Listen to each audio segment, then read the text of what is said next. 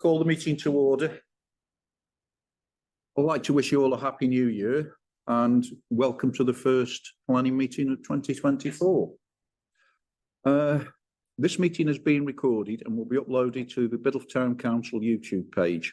The aim is that the decision making should be transparent and in the public domain, which will involve more of our community in local democracy.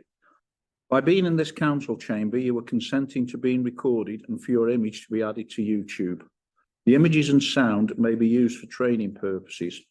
Any views expressed are the speaker's own and do not necessarily reflect the view of Biddulph Town Council. Please view the guidance on recording in public meetings policy if you need more information. How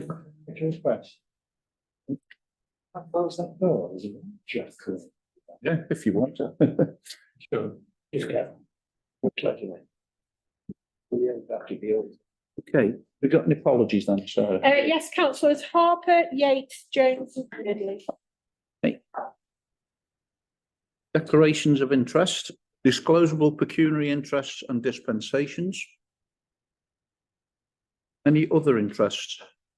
Councillor Garvey? Potentially the first 0571, as some of the complainants are known to me, being a frequenter of local establishments. Thank you. Okay, thank you. Say if we're going through, if any names or people come up and you need to express an interest, then do so. Yeah, Chair, I'm not actually on this committee, as you know, at the moment, but I've been asked to come along and listen to the same application, 0571. A couple of comments, basically, that's all. Thank you. Okay. Right, item 61, to approve the minutes from the planning committee meeting held on the 21st of November. This has been passed by the town council, so just ask, is it okay if I sign those minutes? Okay. Okay, thank you. You got them? Oh, you know.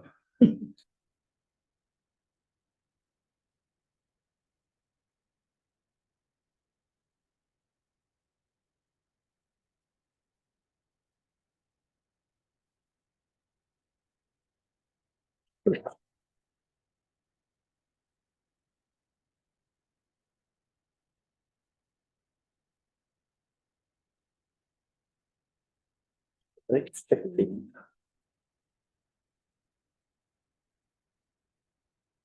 Right. Item 62, standing agenda item, to consider any proposed sites for local listing. Have we got any new sites that you want to put forward? No. Okay, thank you. Item 63, to consider content of neighbourhood plan training and the future of the working group.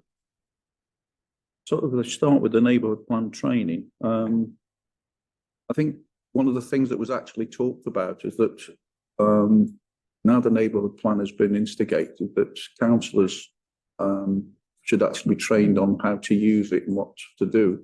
And I think it was mentioned that Hannah would be able to sort of do a course for us. So I don't know, have you any more on that, Sarah? No, I will task her with doing whatever it is you feel you want to. So if you want an overview of neighbourhood planning, or if you want something very specific to our documents, you know, whether do you want something in the evening, do you want something in the daytime? You know, if you kind of give me your requirements, as it were, then I'll task. In terms of I think people would need is obviously that we need, and I think it should be aimed at our document, potentially on how we implement the policies, how we address those, and how we deal with it from planning point of view. So that needs to involve all councillors, because obviously there's going to be some input and potentially councillors that might not be on planning now could be on planning next year or the year after. And so it's probably that sort of direction that we should go in. In terms of when we should do it, I think it's better in the evening, because obviously there are councillors that do work. And so I think we need to make sure that they can actually sort of take part. Now, there's two ways potentially. Do we do it as a Zoom thing, or do we do it potentially in-house? So I think it's, if I may, I think if you want Urban Vision to do it, I think she was mostly doing evening stuff over Zoom. Obviously, she's got so many people, so but you could come here and do it over Zoom. We could do it kind of collectively that way. yeah. We've obviously got the screens and the cameras, so we can make that work. So I think the first thing is, do you want it in the evening? Yes. Yeah. That would be preferable. Councillor Rogers, you want to? I was going to suggest, can we do a hybrid one, Zoom and any, I go a bit more modern and encompasses everybody then, doesn't it, if we could? And as I say, it obviously needs to be, I think, orientated towards our neighbourhood plan. A brief intro of what neighbourhood plan is about, and then basically how we use our neighbourhood going forward in terms of planning and decisions that can be made. Yeah. So that bit of it, is that everybody happy with that? Yeah. So the next bit is the future of the neighbourhood of the working group. By the way, I don't do Zoom. Pardon? Don't do Zoom. So I say hybrid, come here.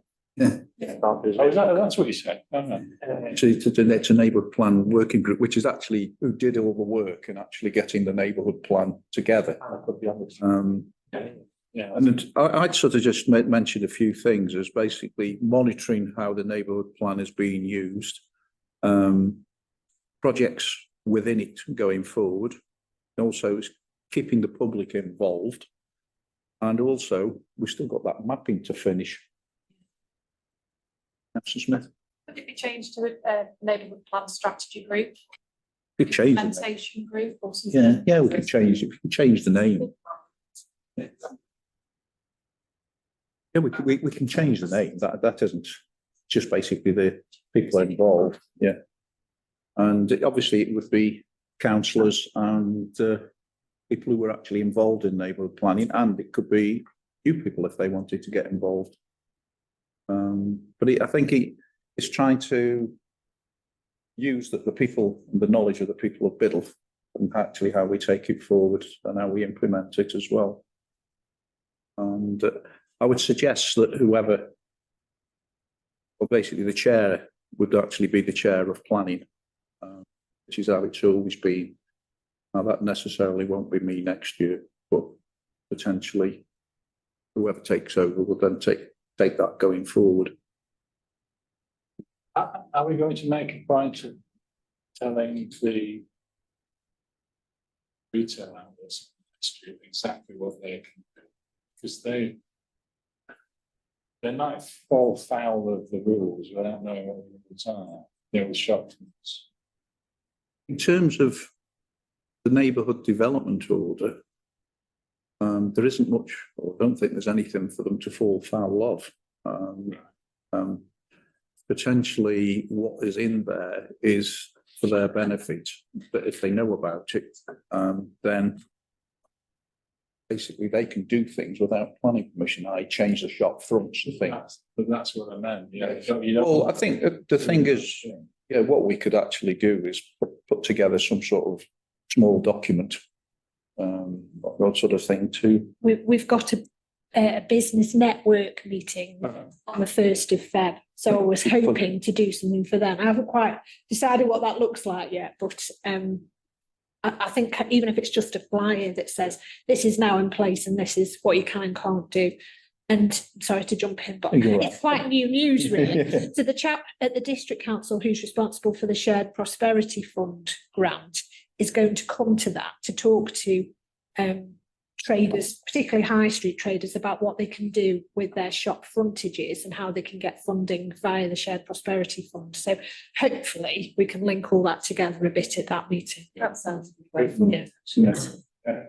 So, as I say, I mean, and the thing is, sort of going back to the planning training, it may be worth actually people who are on the working group actually being trained in part of that as well. They can come to the training. Councillor Garvey.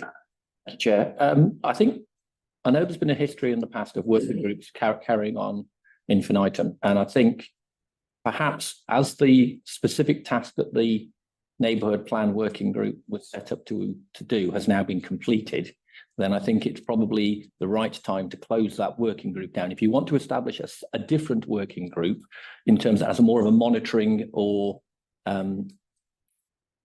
training role, then that might make sense. But I think in terms of the initial working group and the remit that that working group had, that's effectively come to a natural conclusion, and therefore it would be appropriate to effectively close that down as the jobs. We'll have thanks to all those involved, obviously, because there were a lot of work done. I think it comes down to a point that was made about renaming it. It's probably call it the Neighbourhood Plan going forward group or whatever, or something like that. But anything to actually cover that sort of thing. Yeah. Would you like, before the next meeting of this committee then, would you like me to develop some terms of reference? Perhaps? I think it would be a good idea, Review yeah. them at this next committee, would that be helpful? Yeah. Good chief, thank you. Thank you. Just in your spare time, so no. No, but I didn't want to do that, assuming that you would say that you wanted to carry on with something until you'd kind of decided that's what you wanted to do. I think one of the things that we do have to be mindful of is that one of the things that the Neighbourhood Plan did and instigated was a lot of the mapping of Biddulph in terms of the sort of environment and things. And I think that was not completed, and that needs to be completed. And I think it would be the responsibility of that group to make sure the work is finished. It was something that Staffordshire Moorlands were supposed to do, but never did. We took it on, and that we basically put forward. I mean, the thing was, it was needed to actually take the Neighbourhood Plan forward. So we did it.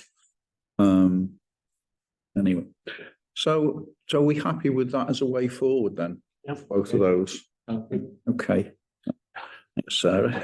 Right. Okay. Right, we'll move on to new planning applications. And the first one is SMD 2023-0571. And this is basically DPSK Limited, Domino Pizza, and it's Unit B, High Street, Biddulph. Change of use of a vacant retail unit, use Class E to hot food takeaway, sui generis, external plant and ventilation and extracting equipment and minor external works. No pre-application advice. Basically, materials, it's going to stay as it is, apart from the doors and windows are going to be painted grey. The shop to consist of customers area, a food preparation area, office, store, cold room, and a washing up area with a WC. It's going to be open from 11 to 11, 7 days a week, 10 full-time and 15 part-time workers. And parking, they suggesting that using the adjacent supermarket car park. Highways and waste have got no objections, but there's been numerous objections, largely based on the fact that Biddulph has too many takeaways. Now, we've got someone, where's he gone? From Family Pizza, who would like to address us on this application. So if you'd like to sort of come round, sit at the table, and you've got about... Okay, so a few notes on my phone.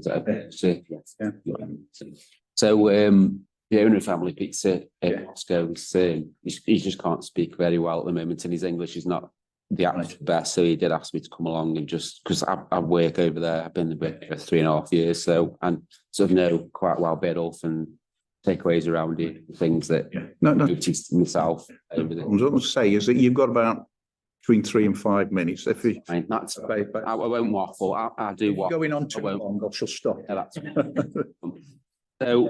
I'm sorry, I missed your name. Ian. It's Ian. Yeah, sorry, it's Ian. So I've worked for Family Pizza for 3.5 years now. Mainly delivering. I do some work inside the shop. So I do see about what goes on. Evening time from about 4 or 5 through to midnight. I'm there. So Thursday, Friday, Saturday, Sunday are the busiest times of the week of the town and the things that are going on in the town. Obviously, the main concern for any business like Family Pizza or any other takeaway in the town is going to be obviously competition. Is always going to be an issue, and that thing sometimes that's what sort of triggers people to sort of look at things that are going on and how it could affect the neighbourhood and the town, people, the pedestrians and that sort of thing. The biggest thing for us is it's the parking issue and safety of parking and increased traffic and increased visitors to the town. In the taxi rank, you're probably aware outside there's probably room for about 3 or 4 taxis. Rarely on those busier nights is it taxis. It's a lot of the takeaway drivers that park there. It's people that are going into Sainsbury's. It's people sort of coming into the town for those sorts of things. There's a lot of youth in the town as well. So groups that hang around steps, exactly where the Domino's is planned for. They hang around there. There's lots of youngsters and revellers, drinkers, and that sort of thing. And the main thing is it's the sheer extra volume of traffic and the dangers that come with that. There are parking spaces outside Family Pizza, probably enough for 3 or 4, 5 maybe cars parking on the platform quite a lot outside the estate agents just next door.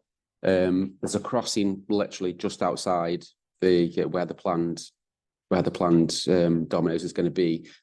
And we did hear about the Sainsbury's parking, but in all honesty, me going to a Domino's Pizza, parking on the back of Sainsbury's, walking up to the town, to the front, I personally don't think that a lot of people are going to use that. I don't think that it'll be, people will want to go quickly outside, wherever they can park. They'll park in the taxi rank, they do it all the time. And it's going to be a case of, I don't think that the parking spaces on Sainsbury's is going to sort of alleviate much of the concerns that we have with the sheer volume of traffic and people. It's been mentioned quite a lot about there's lots of takeaways in Biddulph. I mean, I don't know exactly how many there are in Biddulph, but there are quite a few. There are pizzas, there's kebabs, there's Chinese, there's all sorts.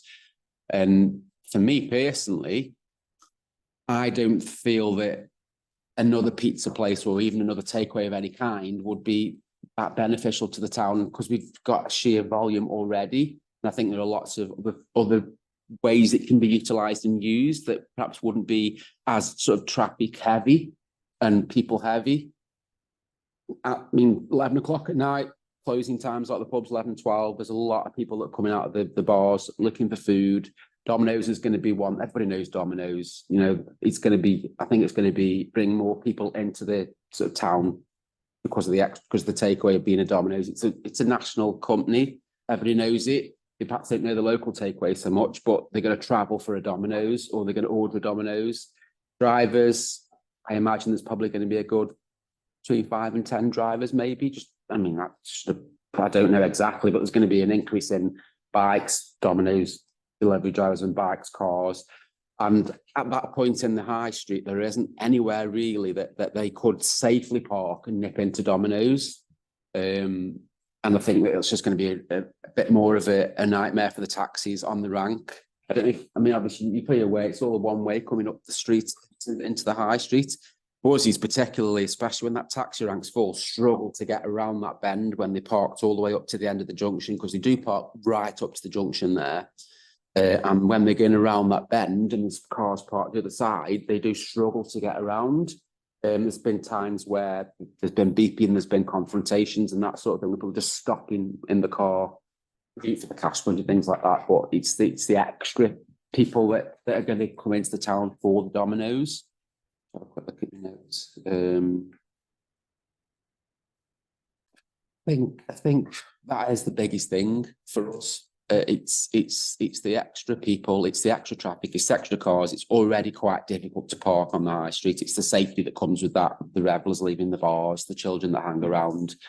And I think it's a safety thing more than anything. Just the extra volume of traffic. That is our biggest sort of worry if you look at it at a personal point of view for me and for Moscow, taking aside the fact it's a takeaway, because, you know, obviously anybody running a takeaway, as I said before, is going to be a little bit concerned about another one coming along as big and as popular as Domino's. I just think we're not just opening another kebab shop. It's a Domino's. Everybody knows Domino's. Everybody's going to travel for it. There isn't one local nearby, quite a big area in Biddulph, and I think it's going to really increase that, and that they are our main concerns. Right. What I'd like to do is, anybody got any questions? Councillor Salt. Not any questions, but I'd like to make some points, if that's okay. Well, we can do that. That's it. Want to say if anybody's got any questions? I've got no. So we can sort of move then into sort of discussion. As I said, that potentially highways and waste have got no objections, but there's been numerous objections largely based on Biddulph having too many takeaways. One of the things that I've sort of been looking at is that the other thing about this, that is, given the number of takeaways of it, is there actually an immediate necessity for this development? And having read through the documentation, I can't see that the actual documentation proves that there is a real necessity for this takeaway. The increased parking and traffic pressure, yes, I can take that. But the one thing that we might have to sort of take is the fact that the application does talk about Sainsbury's and also the parking that there is on the high street. And the other thing that we need to sort of look at is that from the Domino's in Leek, for instance, does not have any parking, but it does have a car park opposite in terms of the high street car park, and there is road parking further down St Edward Street. And I'm using that as an example just to sort of play devil's advocate at what they might say at Leek in terms of the SMDC. So basically, I'd like to obviously throw it open to discussion. So Councillor Salt, Yeah, I agree with the traffic issues, and that was my main really point of contention if we're looking at valid planning concerns. I think the traffic issue is a valid planning concern, despite what the Highways Officer said. And I believe that the Highways Officer's data and information and evidence used is flawed, because the Highways Officer suggested that there hadn't been a collision in that area, I think he said, for 10 years. But what he's failed to realise is there hasn't been a shop open on that particular aspect of the high street right opposite the crossing for over a decade. And therefore, what he discusses about collisions and things is invalid, because there's been no shops there to create a traffic issue in the first place. It also depends on the time of day that the inspector visited. And if he visited during the day when most takeaways in the town are closed, and if you compare that into the evening, as you mentioned, traffic is a significant issue. I live on John Street, just around the corner, and I know for an absolute fact that people do not park on a car park to walk to a takeaway. They just don't. They hang off the edge of John Street into King Street all the time, every evening. People will not park in a parking space 300 metres away from a takeaway shop. They will throw their cars selfishly wherever they want. And I think traffic is a significant concern, especially on the zebra crossing. And I think that's a legitimate planning concern that we can throw back despite the evidence from the highways inspector, because his evidence was flawed, and it also depends on the time of day. Secondly, thanks for printing this out, Sarah. We've got an appeal decision that was thrown out for the takeaway at 95 High Street, where we objective on two reasons. One, because of the living conditions, which, to be fair, isn't probably valid for Domino's, because it's not, although it's adjacent to the flats, it's not adjacent to a strip of terraced housing. But the effect on the vitality and viability of the shopping area. And actually the planning inspectorate threw out their appeal decision and agreed with the planning committee that said that the takeaway at number 95 would, if it happened, would have a detrimental impact upon the high street. And I think we can legitimately use that as a planning concern as well. So my recommendation to this committee would be that it's refused. Thank you. Councillor Garvey. Thank you, Chair. I echo a lot of Councillor Salt's concerns about this.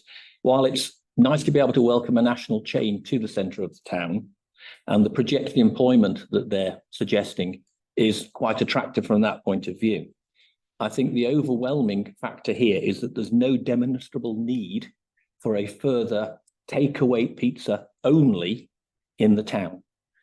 I think there's no immediate necessity. You've said that. There are issues potentially with parking.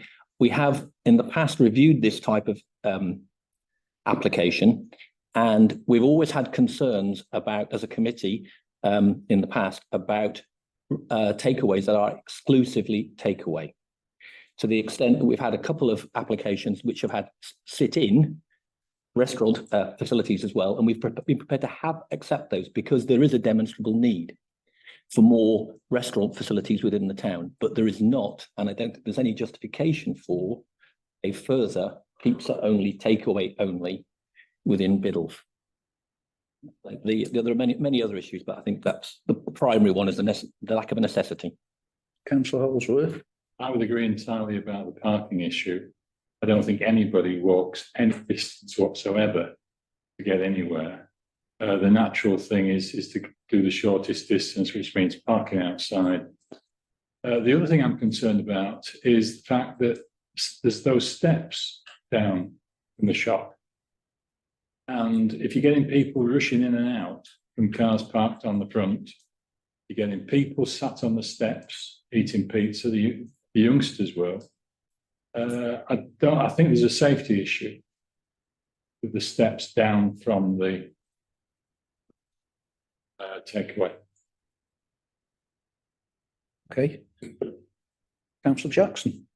Yeah, I think I agree with virtually everything that's been said. I think they're trying to use Sainsbury's car park as a way, and I totally agree with Ian. People are not going to be parking up at Sainsbury's. I mean, even if it's when Sainsbury's open, you can pick up the travelator.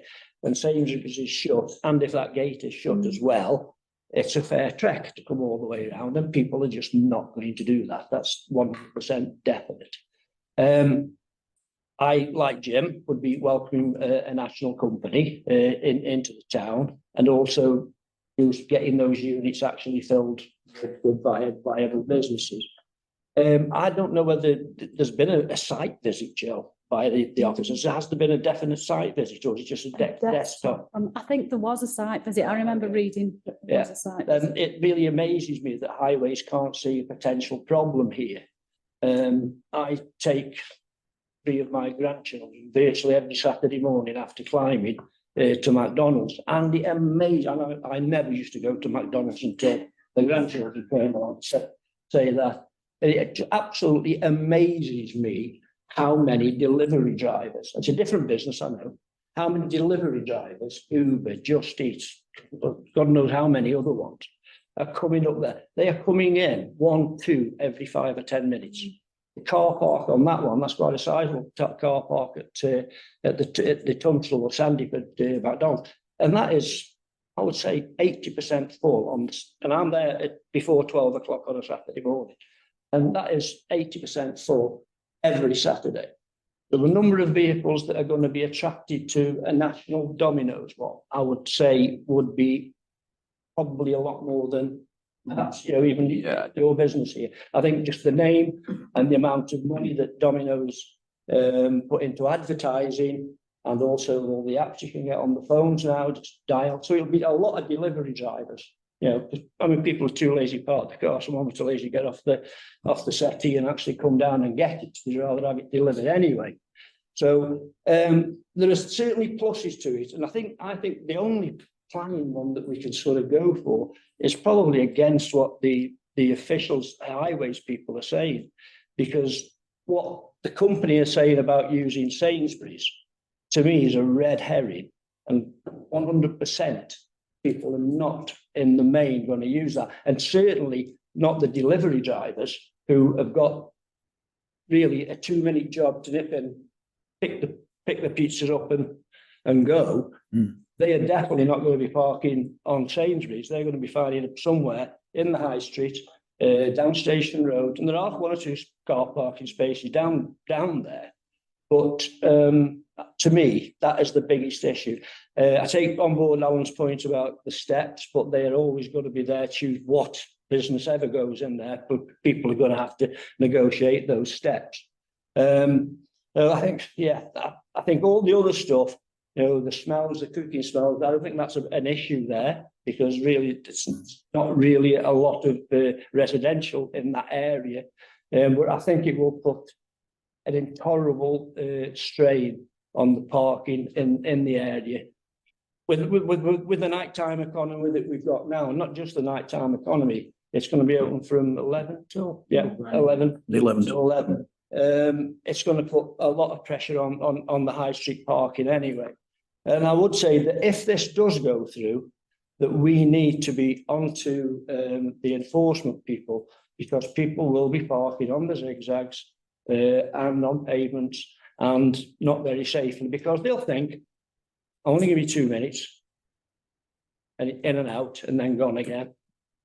But it's definitely going to cause problems as far as I can see with parking. And I think that's the only grounds that I can certainly think of about refusing, apart from perhaps, I think I have used this before, is the viability of other businesses in the town, the detrimental effect on other businesses that are already here now.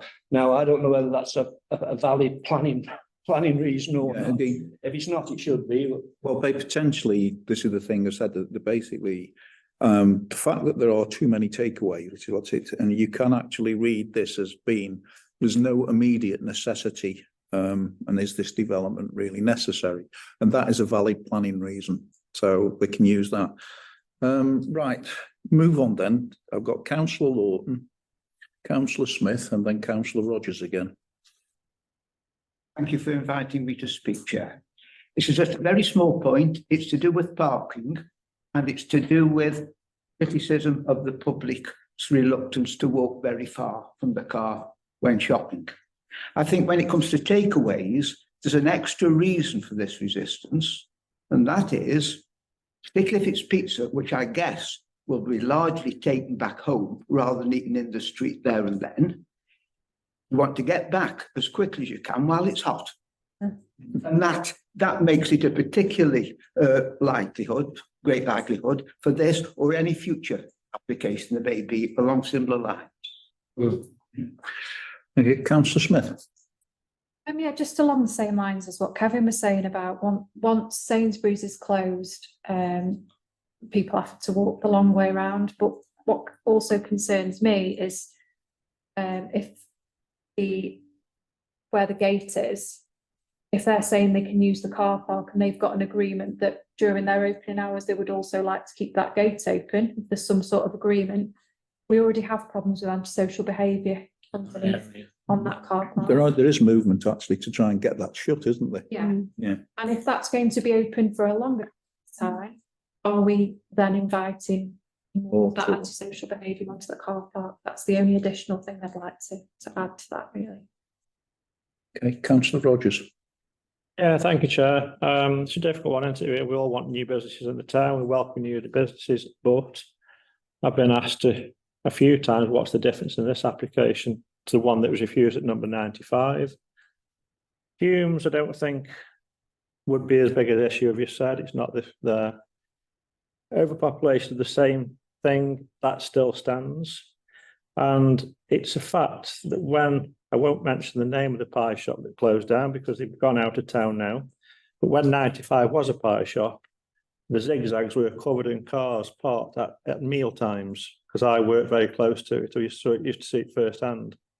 And I'm afraid, I think the same thing will happen down here.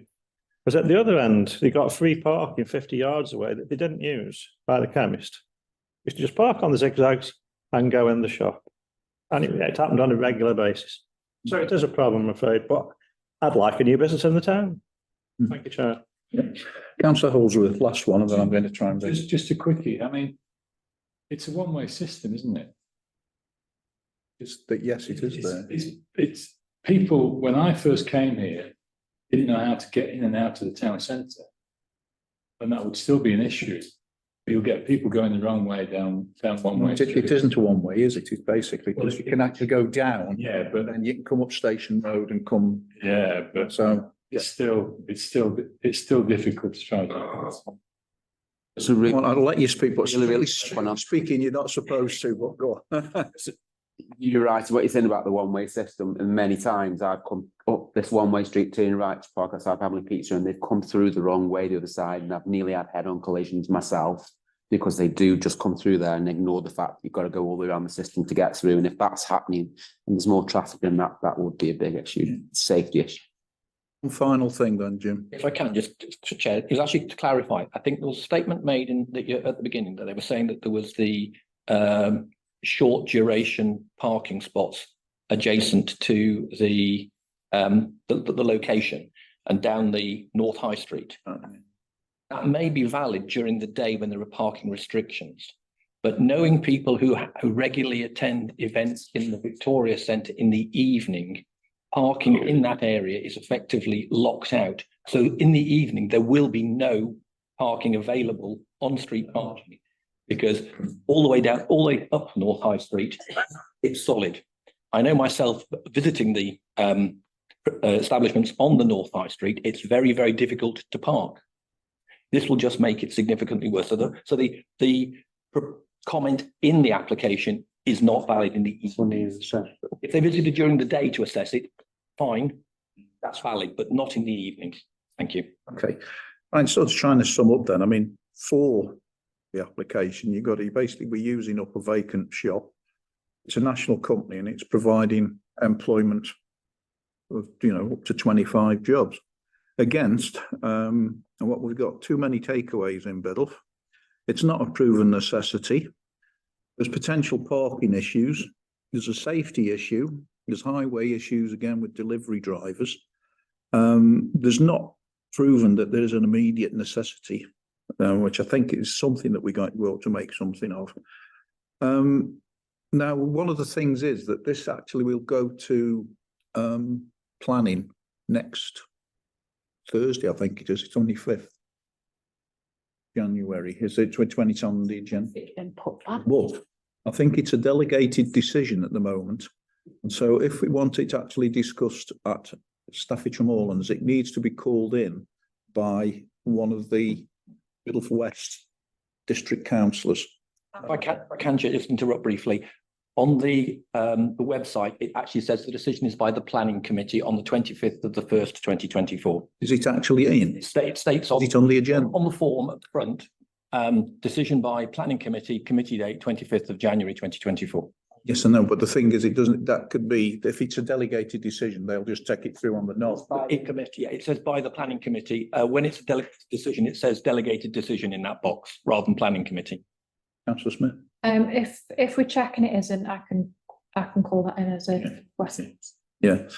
So from our point of view, then, what I need is some sort of what do we want to say? How do we want to take this forward? Have we got a proposal? I propose that it's refused based on safety concerns regarding traffic and traffic flow and the zebra crossing, a lack of parking, and there isn't a necessity for the business. And to use the phrase used in the appeal decision for the last one, it will affect the vitality and viability of the primary shopping area.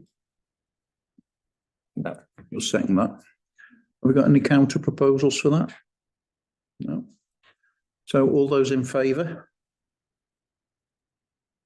I just asked, Chair, whether a West Ward councillor will represent it in the meeting, because I have been asked and I'm an East Ward councillor and I can't anyway because I'll be poorly because I'm having a little thing done.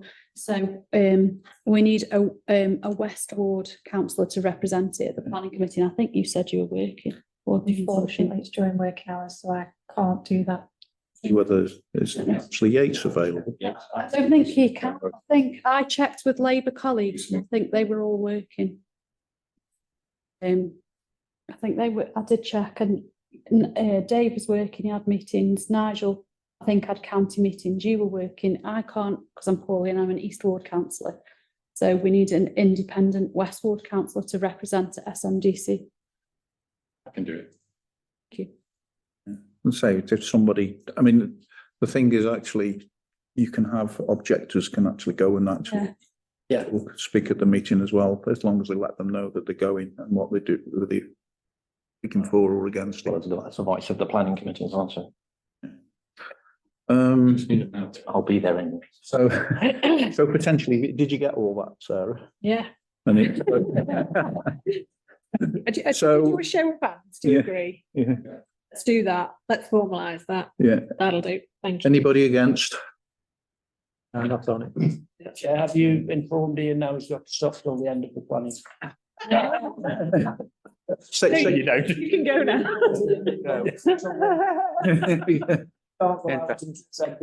Yeah. Well, I mean, I mean, potentially, well, you can, because it would be in the Chronicle. That's what we've decided. As I say, it's potentially we can make a recommendation, but the decision is actually made by Staffordshire Moorlands. So we effectively have recommended that it should be refused for various reasons, whether they. Also, there will be a site visit by the planning committee in the morning of the planning. Yeah. I mean, this require a representative to be there as well then? No, you're not allowed to talk to them. Want to talk to you. This is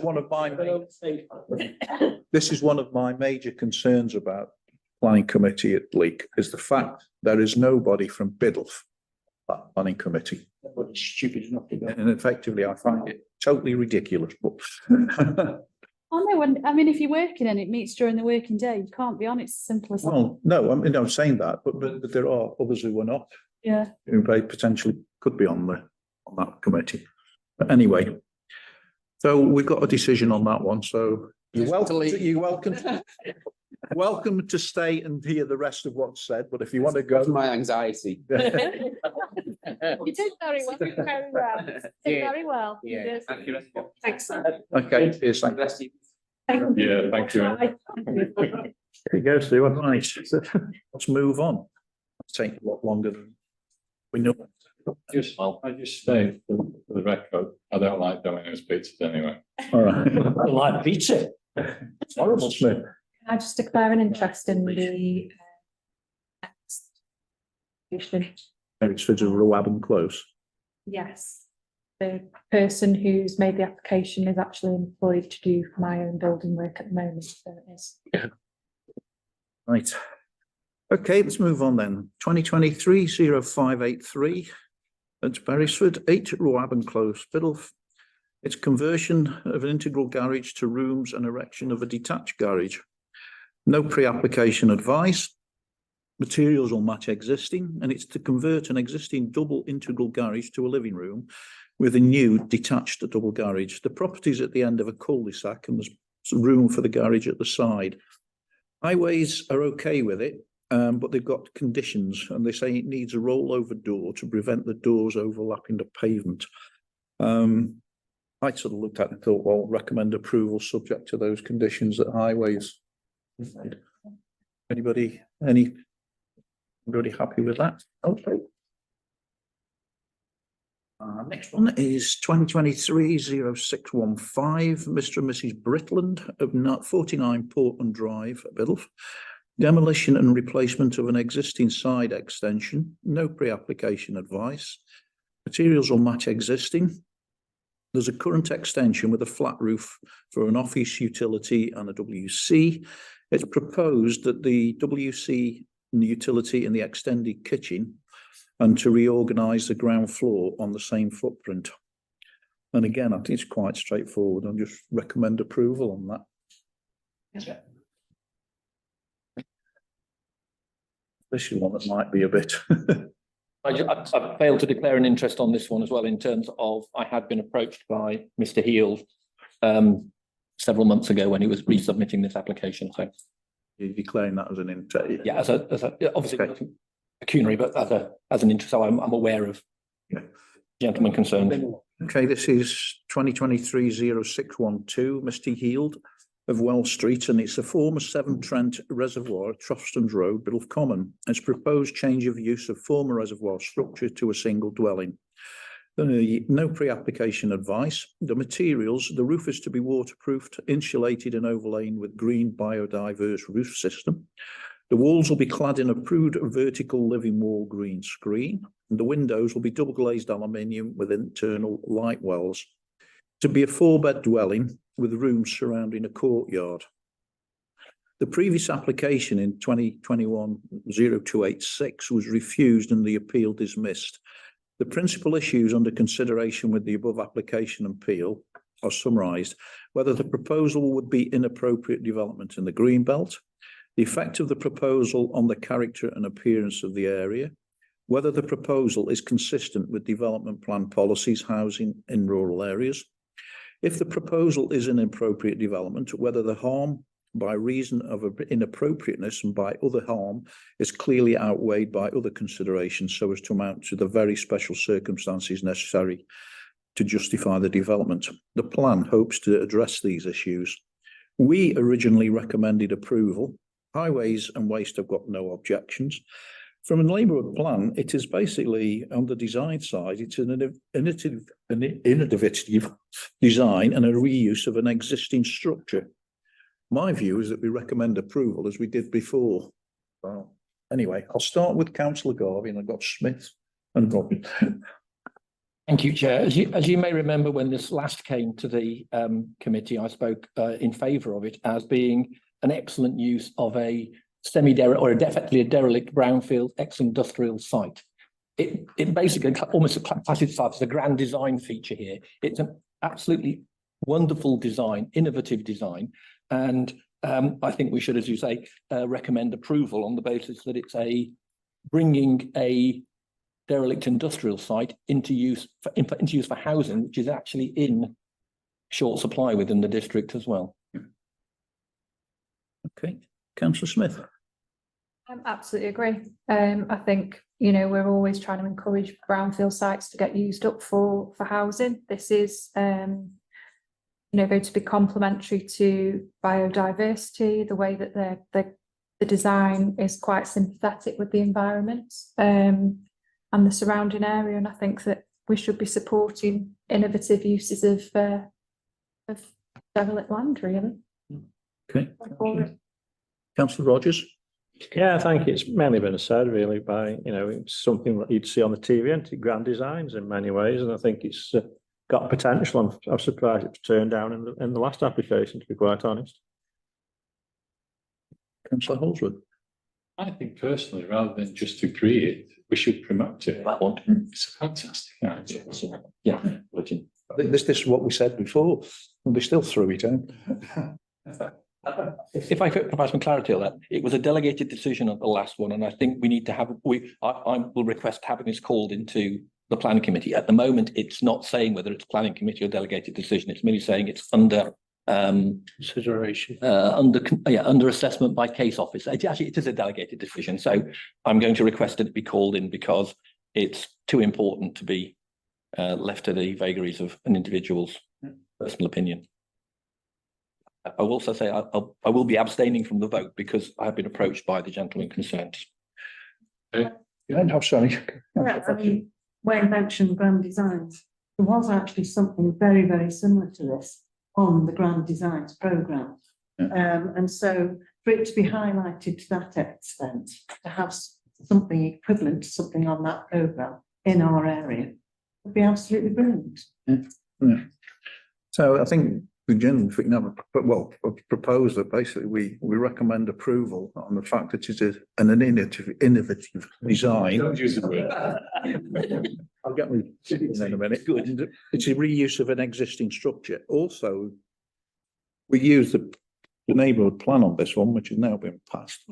That effectively it comes within the design policy, the neighbourhood plan as well. And we sort of will recommend that it's approved. Councillor Smith. Just on the Greenbelt point, I think we highlight in our recommendation that it is sympathetic to the surroundings. With its living roof and everything, it is. Yeah. You know, in the Greenbelt, it's an appropriate. Yeah, it's sympathetic. Yeah. What's a blockhouse now? Right. So potentially, is everybody happy with that? Yeah. Okay, thank you. Oh, by the way, it might be worth mentioning that it will be called in. Next one is 2023-0629, a Mr. and Mrs. Woodrow of 5 Millais Road, Knipersley, proposed stable block and hard standing. The walls will be dark oak timber cladding, the roof will be black corrugated sheeting, and there'll be concrete hard standing to the base of the stable. There'll be 7 stables and a tack room. It's behind 3 properties on Millhays Road, which is off Park Lane, and the entrance is through 5 Millhays Road. There is an adjacent listed building on Park Lane. There's also details of tree root protection, so there's obviously something to be done with that. On that one, I've said to recommend approval subject to no neighbours' valid planning concerns and no objection from the listed building, because it backs onto that, and whether that would affect it, I'm not sure. Has anybody got any comments on that one? I think if there was, sorry, Chair, if there'd been sort of neighbours sort of vocal about against this, then that would have a bearing on the way I'd feel about it. If local people are happy with it, then I'm certainly okay with it. I think there'll be a little bit of an increase in traffic. I would imagine going there, people going visiting the horses and whatever. But if the people living close to it have not raised any objections, then I'm quite happy with it. Yeah, I mean, that's why I've said no neighbours valid plan, because between us talking about it, we've already gained feedback. There could be some actually objections get put forward, but nothing there as yet.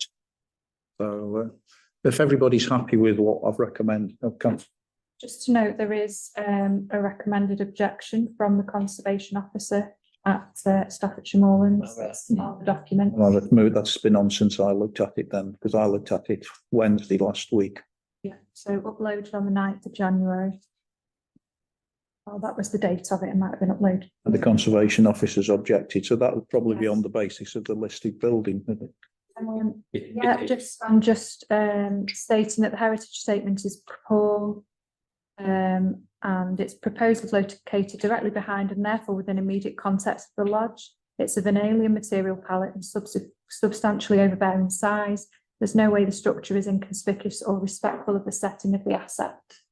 Oh. It's a bit more than that, but that's the gist. So potentially, what we're saying then, considering no objection to listing, there is an objection from the listed building then. Councillor Salt? I do think that it's quite a large stable block as well. It goes across 3 properties, I think my concern is sometimes when you get a stable block like that, then you often get one of them rectangular things, begins with an M. Menage. You tell I'm not a horsey person, can't you? That often comes with it a bit later on, and I just wonder, it seems like quite a big stable block for a private person to survive, at least. Yeah, that, that's more of a business than a riding school. Yeah, it's more of a business than a. Yeah, the one thing about what might happen, we can't look at that. You can't, you're right. You've got to sort of take it as it stands, and if they come along with that, that's something to look at later. Yeah, Councillor Garvey. I was actually going to raise the heritage statement, but the recommended refusal from the heritage statement because of Little Squirrel Hayes Lodge. So yeah, that's already been covered. So do we want to change that then, that we recommend refusal of that subject to the heritage statement? Yeah. If local people aren't bothered, why should we bother? Well, what I'm saying is that there's a listed building which backs onto it. So potentially what they are saying is that you've got a thing that sort of says, because this is a listed building, you can't do certain things with it.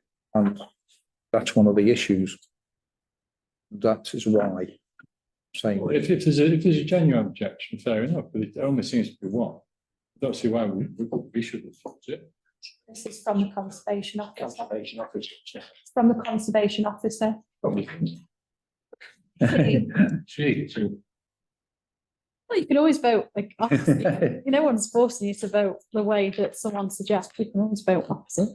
I can do. So, I mean, I'd actually recommended approval subject, but we didn't know about that, which we do know about now. I mean, I'd sort of said no objection from listed building, which we've got. So does anybody want to put forward as a proposal then? Go on, Councillor Smith. I propose refusing this application, subject to the conservation officer's comments, that the proposal would fail to preserve the special interest of the listed building. Have we got a seconder for that? Councillor Redfern. Have we got any counter proposals? Right, all those in favour? Against? Okay, it's passed. You made your point. Yeah. Next one then is Sunday 2023-0641, and it's Mr. Gareth Knapp of Biddulph Valley Leisure Centre, Thames Drive. 123 kilowatt solar PV system installed on the existing roof of Biddulph Leisure Centre Sports Hall. No pre-application advice. The solar panels with a black face with silver frame edges. It's basically what it says. I'm just sort of say we recommend approval. Do we have to declare interest pecuniary for district councillors or not? No. No. I still. I think the only query up with this is, did SMDC not realise they needed planning? But No, it's late, I mean, the work's already. yeah, the work started. Been planned for months and months and months. It just beggars belief. Yeah, this is it, because I mean, we're actually doing it now. Yeah. When they've already started it. Yeah. You know, if that had happened, if that was Joe Public We all know that. doing that, they'd be up in arms, you know, inappropriate development without planning permission. Oh, Just a comment. Actually done. That's what I was going to say. It's ridiculous, really. Their own authority has bent their own rules. Yeah. Work started before the planning application had been granted. All for it. Okay, the next one then is 2023-0590, East Shore of Greenacres Stables Farm, Exmoor Lane, Biddulph. It's a replacement of existing stable buildings with a single detached dwelling, landscaping features and a ground-mounted solar array. The walls will be dark timber cladding, the roof will be slate, windows will be timber framed and triple glazed. It's currently 5 stables, a shed and a hay store, and it's going to be replaced by a 2-bed dwelling with sitting room, kitchen, dining room, bathroom, and 2 bedrooms, and freestanding solar panels. The previous application was rejected on noise assessments, and the application views this application addresses it. We rejected the previous application on the grounds of residential development in the Greenbelt. Public right-of-way 16 is on one side, and that must be kept open. The highways have got no objection, but they say it is dependent on the use of a private car, and is it sustainable? And the Coal Authority say there's got to be various checks done, and so it's subject conditions. It's in the green belt. I've said if it's only refused on noise assessment, then recommend approval if the issue is addressed with the conditions attached. And I said there are queries over transport sustainability, because basically there is no bus routes or anything around there. But you could say that for Biddulph, everything on Biddulph Moor, really. Councillor Garvey. I would beg to disagree with you, Councillor Chair. I think we should object. The objections still stand of residential development in the green belt. We shouldn't be recommending for approval eroding the green belt that we've had with residential properties. It's potentially a thin end of the wedge. I'm going to go that way, but that was the objection we had last time. It isn't a sustainable option because of where it's located. In terms of there's no viable way of getting there other than by car. But it's still residential development in the green belt. We should not be approving that. So Rogers, did you have your hand up? Well, much of the muchness, really. Carry on. The reason I said about recommend if it's only refused on noise assessment, because the last one wasn't refused on it being in a development in the green belt. that was which surprised me, but that A delegated decision by any chance? I just think that if it's a stable block that's being demolished, it's not as if it was a pristine green field in the green belt that's being dug up for a housing development. There's an actual building with hardcore and hard standing that's going to be converted into a dwelling. And I fail to see in terms of transport sustainability the difference between the reservoir at Troughtstones and the land at Acresmore Farm, because both you can't get to. So I think, you know, we wholeheartedly agreed with turning something grim, the old reservoir, into a house, and now we're moaning in a greenbelt area, by the way, and now we're moaning about turning a stable block that's grim into something that could be turned into housing that's sorely needed in our community. And as you say, the previous planning application wasn't refused based on green belt, but on a noise assessment. And if the noise assessment, they've worked to rectify that, then I would recommend approval. Councillor Jackson. I wanted to have perhaps a question, I don't know if anybody can answer it, is how long has the stable block been there? Because are we getting into something, we're building a stable block, we'll keep it as a stable block for a few years, let it run down a little bit, and then increase the value of the land by putting a property on it. Now, you know, I know years and years ago, there used to be planning applications from EU rule that farmers have got to provide accommodation for farm workers, so these 5-bedroom farm worker developments came about. I'm just wondering whether there's a bit of a trend here. Let's start off with this, and then in a few years' time. I mean, I know we can't. We've got to do the one to look at that in terms of what if you got, yeah. I can see the point that you're making, but there's, I mean, you've got to address each one on, yeah. There's horses on the. So at the moment, I mean, basically we've got what I've stated, which has been proposed by Councillor Salt. And also we've got Councillor Garvey who's recommending we chuck it out because it's I think it's one of them, let the technical people at the mall and sort this one out. And I think, you know, so. Well, I think we can still make a, what's it, Councillor Smith?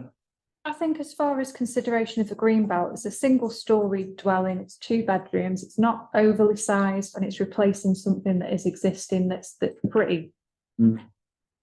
Not very. It's pretty much on the same footprint, I think, if I remember rightly. I think I would second Councillor Salt's that we would. Got a second.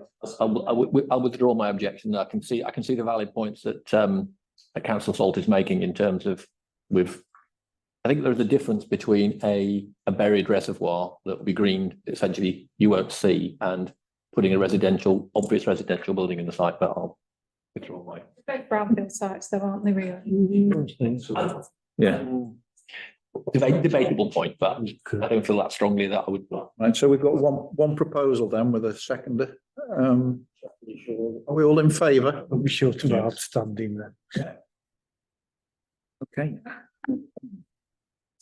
Right, the next one is 2023-0656, Mr. and Mrs. Sikash, Bailey's Farm over the hill, Biddulph and it's a detached garage. No pre-application advice. The roof will match existing. The walls will be concrete brickwork with timber boarding, and the door will be anthracite grey. It's replacing an existing building, which is a chicken roost, and it's a single garage with an apex roof, and its volume is 17.87 cubic metres. It didn't actually give any sort of lengths and breadths, it just gave a volume on that. And I don't know whether it's in the green belt up there. And I've sort of put down recommend approval subject to non-contravention of the green belt. Yeah. Everybody happy with that? Yeah. Thank you. 2023-0654, Mr. David Harvey, 10 Blackbird Way, Biddulph, and it's a retrospective planning permission for a conservatory. No pre-application advice. The walls are brick matching the existing, and doors and windows are glass with brown UPVC frames. The work was completed in April 2017 by the previous owner. The height's less than 4 metres. It's 3.4 metres wide, 3.25 metres long, and it's a conservatory out from the lounge diner at the rear. It's no green, sorry, it's not in the green belt. And I put down, we recommend approval on that. Is a conservatory not permitted development? Is there some reason why this is requiring planning permission? I'm going to need. Strictly speaking, it's sort of, it needs to have actually been through, like, been authorised, even if it's one of these sort of, what do they call it? It's within the rules, and you don't need planning permission, but you still have to actually apply. Okay, right. So speaking through, and therefore it's retrospective planning permission for that. In that case, I would suggest that, as you've said, it was done in 2017. No one's objected to it. It would probably have been gone through on permitted development at that time. So, recommend approval. Yeah. Okay.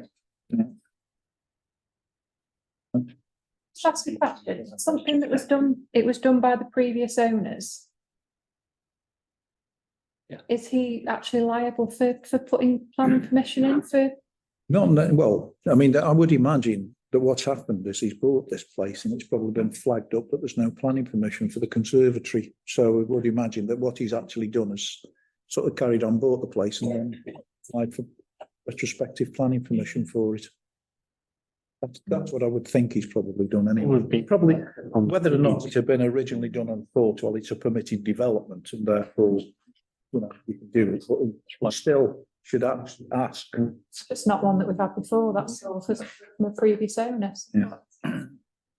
Right, the next one is 2024-0010, and it's A Chrisley Hillside Cottage over the hill, Biddulph and a two-storey side extension. It's a resubmission of 2022-0547, no pre-application advice. Roof will match existing, the walls will be white painted rendered, doors and windows will be black UPVC. It's extend the existing extension on the ground floor to replace a store and extend bedroom 3. The first floor would have a new snug, to make point of the living areas on the first floor, and there'd be a gable roof over the snug, and there'd be a flat roof over the rest of it. The property's not overlooked, and I'd recommend approval on that one. Councillor Darby. I would simply raise the question of whether this constitutes overdevelopment, because on the basis of the original properties pre the first extension area, because the extension looks as if from the plans they've submitted that it's about 2/3 of the ground floor area, and then you've got the first floor on top of that, so it may be over 50% of the original volume. I'm just raising that as a question because one would assume it may well have been sized in such a way that it just comes within that. You couldn't say from the exact measurements, but I just raised that as a flag that potentially. To me, I must admit, I looked at it, I didn't think it was actually overdevelopment. So Redfern. Yeah, it's a resubmission of one from a couple of years back now. So one presumes the first one was refused. Otherwise you wouldn't resubmit. I didn't. I wouldn't resubmit something if it had been approved. Yeah. I'm assuming it was refused then. So I'm wondering whether this resubmission is because you can have 2 goes. Yeah, we just haven't to see now. Just funny why it's a resubmission. I'm just going to check the previous Planning. planning. Nobody's thought to speak to the planning department about it either. Yeah, refused. It was refused. What was it refused on? Say. I'll just checking.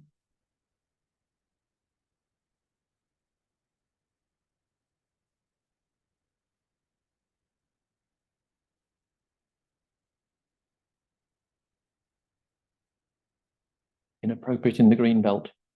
Green belt. Not good design. Yeah, it is on the green belt. Yeah, that's one thing. It's inappropriate in the green belt. Doesn't represent good design. It would be respect the simple form, character, and scale of the original dwelling. Big square block on the side. Oh, potentially. If it is inappropriate in the green belt, then I would suggest that it is in reality dog ugly, but well, that's not a technical planning decision. It's not pretty, shall we say, and that was picked up as being one of the issues in the original application. I thought if it's an appropriate of the green belt then, it's still now, yeah. So do we? As I suspect it's just a resubmission, then they can go to appeal, right? Whether they think now because of rule changes and actually get away with it. So do we want to recommend refusal on grounds of inappropriate development in the green belt? As before? We recommend approval last time, subject to neighbours' planning concerns. Delegated decision last time as well. We recommended approval, did we? Apparently so. Is that what we? Green belt, did we? No, we didn't know it was in. Can we recommend that it goes to Staffordshire Moorlands District to make the decision, given it was previously refused? We can do, I suppose. Yeah. I have to ask Councillor Jones to call it in. Yeah, based on the fact that it was refused on grounds of inappropriate development in the green belt. Pass it to Staffordshire Moorlands to decide. Yeah. Move forward. It's on over the hill, isn't it, rather than under the hill? Yeah. That's in Biddulph Moor rather than Biddulph North in this case. Oh, it is built more. You're at half of the Yeah. corner of the village is actually in the North Ward. Oh, are we happy with that then? We refer it to Staffordshire Moorlands, Yeah, make a decision on the basis of whether or not it is inappropriate and it's in the green belt. Okay. Right, next one and the last one is 2023-0661. And it's 95 High Street, Biddulph, and it's installation of a replacement shop front retrospective. Dark grey aluminium. And it's the barbers at the road here, and it's completed on the 16th of November, and it's a shop front on the new hairdressers. Basically, I recommend approval. Well, one, actually. Out of interest, would that comply with the new? No. No. No. Well, that was part of that. Would they have needed it now? Yeah, he would. Actually, I think the design of the shop front is very modern looking. Yeah. And quite happy with the look of the shop. Yeah, I don't have to plot it. No, but he wouldn't comply with the development order for not having planning permission. What he's done. No, but if there's objections to having it done, our local plan development order would help in the decision making. Yeah, if he went, but he would have had to have gone back. His design would have been identical to what was in the development order. There is a layout in the development order that says it must be like this to go ahead without planning permission. What he's done isn't, therefore he needs planning permission. Councillor Garvey. In that case, this is again, first point of clarification, that was going to be my same question, was about whether it would comply with the neighbourhood development order. If this came forward as a proposal, as a new proposal having not been done, in the fact that it fails to comply with our preferred design from the neighbourhood development order, would we object and therefore recommend refusal on that grounds? Certainly. Councillor Smith. I just ask, just given it that it's this particular property, would it not need change of use from it being the pie shop to being the barbers? I think they changed all the rules, and potentially what it means now, as long as it stays a retail unit, then it basically within the rules. They changed all the categories. And so whereas you used to have to sort of, like if you were moving from a pie shop, you would have had to have done, you don't now. So that's what's actually happened. They changed all the classes and things. We've had this has come up before actually.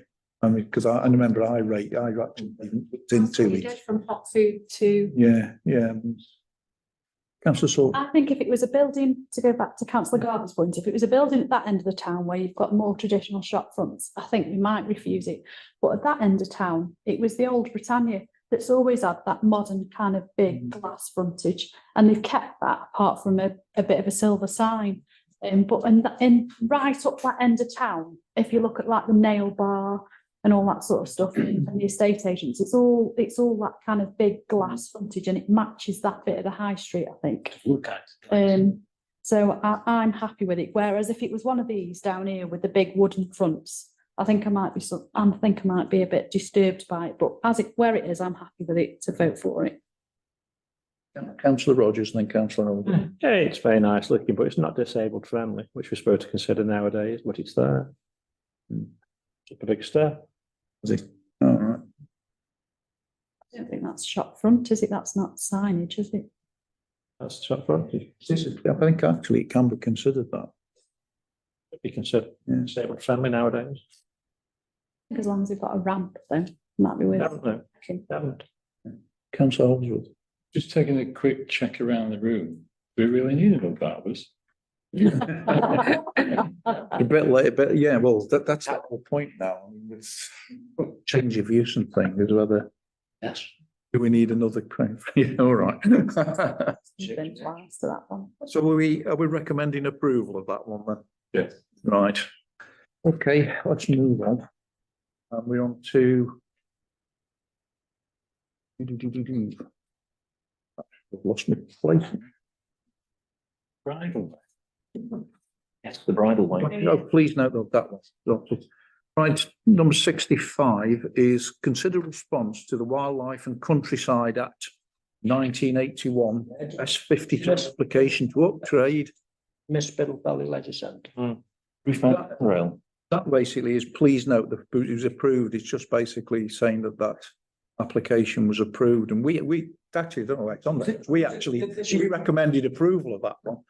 Oh, the handrail. The handrails, we recommended approval of that one, yeah, at the last meeting. Something changed on it since then, but then it got approved before we had a chance to look at it again. Anyway, if you'll move on to consider response to the Wildlife and Countryside Act to 1981 S53 application to upgrade PF 31 part and PF 102 Middletown to a public bridle way. The application is attached. Having read through it, seems to prevent a valid argument. The question I was asking, is there any opposition from the landowners? And basically, there's no included comments or anything anywhere. So, Councillor Garvey. Thank you, Chair. I remember this coming up at a previous meeting, I'm sure, that was actually chaired by your vice of last year, Councillor Perkin, because we had this conversation as to what was the objective about changing it from being a path to being a bridle way in terms of the permitted use and what was trying to be achieved. And I think at the time there was a suggestion that there was a stables business that wanted to be able to use it for access for the horses from their location. I'm not 100% sure of that. That's what I remember. But we have discussed this previously. Right. And I think at the time, I'm not sure what the decision was, but I think at the time we felt there was no reason to object. Yeah. But I would be interested, to know what actually the difference makes in terms of upgrading it from a footpath to a bridle way. Does it mean vehicular access? Does it mean cycles and horses? Yeah, well, it's a fact that you presume if it's a bridle way, you can take horses on it, whereas specifically with a footpath, I'm not sure that you can. No, you can't. Don't know if there's any. Councillor Holsworth? Who pays for it? Well, it's just a case of a nomination of it being. There must be signage. Sure. The county council pay for that. And you would have to replace any existing stiles with stiles which are difficult to get through. Yeah, I mean, it's asking for our recommendations or it's consulting us on it and what we think. But it is actually an application to the county council to do this. It does actually protect the footpath on the other side of Trust. Well, the footpath will still say, but the thing is, presumably, with it being changed to a footpath, it'll become a bridle way, which effectively means you can run horses up and down it. But that's on the other side of the. Well, it's the one. No, it's an existing one, but they want to change it. There is a footpath on this side of Trust. Yeah. Well, and that's on the other side, isn't it? Yeah. Well, it won't affect the one. No. Yeah. It's only the one that's goes up and down, and there's another one that comes the other side. Yeah. It won't affect that much. Come on. Yeah.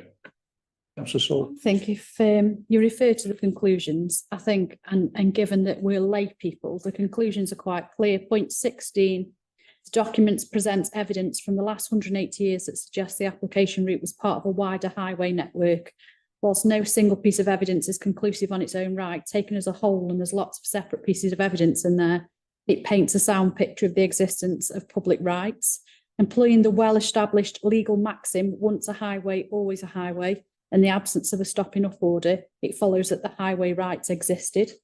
And therefore, the applicant requests that the surveying authority upgrade the route AB to the definitive map as a public bridleway, and I'd support that. I don't think it personally, I don't feel it matters what the reason is. I think there's a bucket load of evidence there that suggests that it was a public highway. let's make it a bridleway then. Yeah, I mean, the reason I made the point was that all you were getting is one side of the argument. That's why I was saying there is nothing in here that actually suggests there's anybody objecting to it. The point is, I don't think it matters if anybody objects because there's never been a stopping up order. So even if somebody objects, the case law, the evidence says that it's always been a highway. There's never been a stopping up order, and only a stopping up order could prevent the existence of a highway. And given that there's never been one for that bridleway, I think it just needs to be noted on the definitive map. It basically comes down to it, as far as it stands, then we've no objection to it. It's just one of the, a bridleway is specific to pedestrian horses, isn't it? And bikes. And what? And bikes, not motorised bikes, just bikes. Bicycles. It has to be a green lane, doesn't it? Yeah. It extends it from a footpath. It extends it from being just a footpath. Yeah, I just wouldn't like to think any idiots on off-road bikes. No, they're not allowed. It can't be motorised vehicles. So it could be like a battery operated bike that a lot of people have got, or battery supported, you know what I mean? But bikes and horses, that's it. And people, obviously. Looking for Garvey. Chair, looking at the ordnance survey map illustration on page 19 of the document, point A and point B are both accessible by road. And there is no ready route that connects them. This would be a ready route that connects them for horses and bicycles and pedestrians.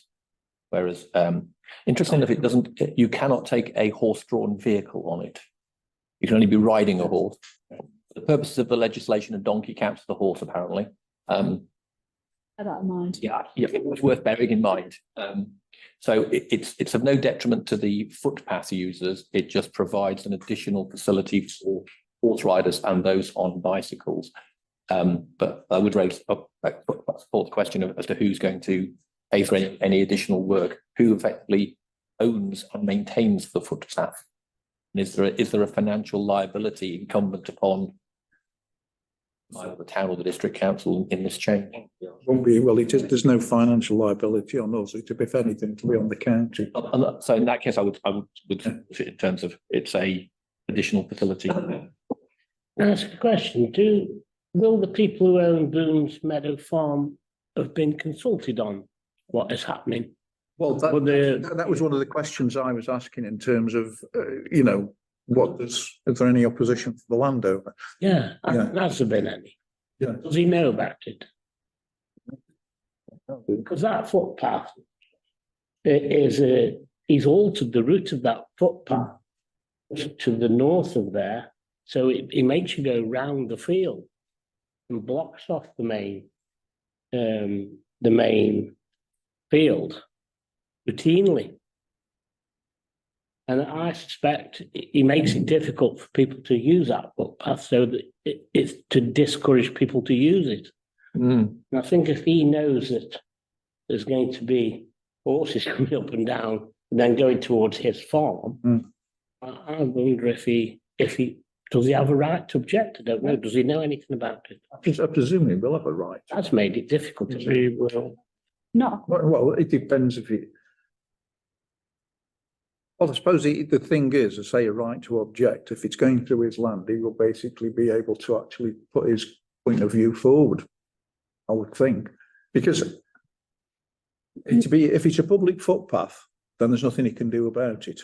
He has made it difficult in the past to access that area. I know because we do that walk quite a bit. I mean, go on. So, just going back to the original point, there is nothing he can do. He might make it difficult and that needs to be challenged, but there's nothing he can do about it because there's evidence of that bridleway existing for donkey's years. Yeah. And it can only not be used. It can only not be used if there's been a stopping up order and there never has. So we might want to object, but in my opinion, the evidence base says it's stuck. No, he's got no grounds to object. It is what it is. Not so long ago, he put a sign up at the top part.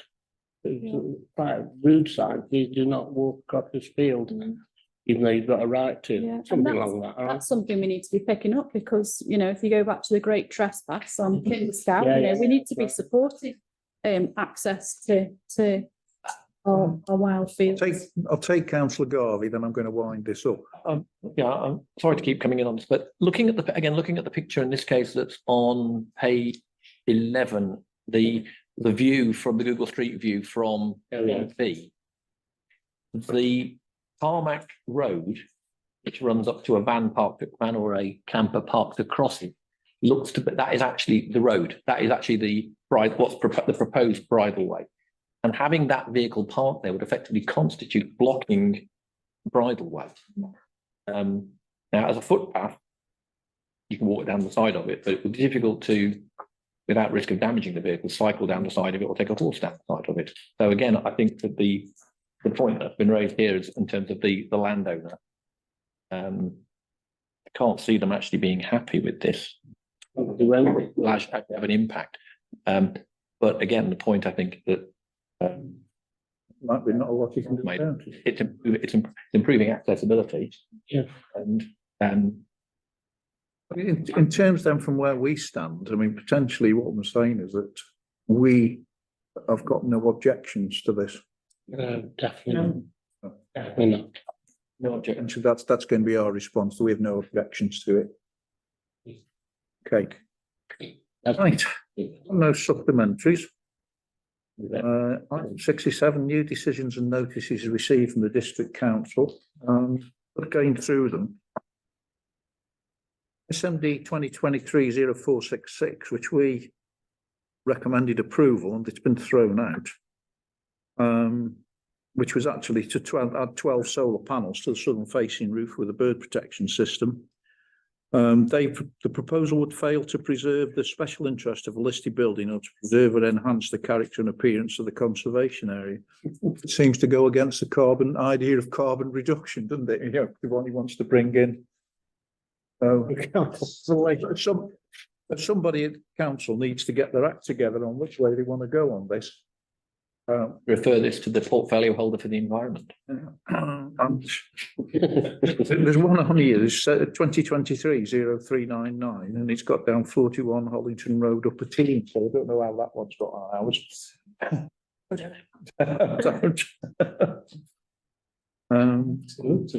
Obviously. And I think that's it. 68, no appeals this week. Gone on a bit, but thank you very much. Thank you, Chair. Going home now.